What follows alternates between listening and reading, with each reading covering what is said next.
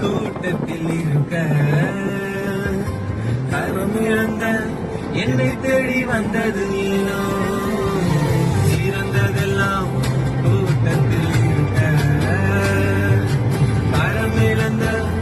என்னை தேடி வந்தது